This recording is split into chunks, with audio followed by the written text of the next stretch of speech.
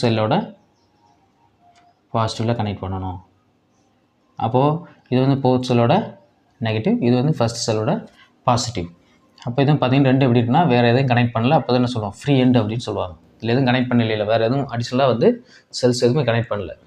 அப்போ என்ன ஒன்றுனா இது என்ன பண்ண போகிறோம்னா ஃப்ரீ எண்டாக எடுத்துக்க போகிறோம். என்ன ஃப்ரீ எண்ட் அப்படின்னா negative free end, negative free end.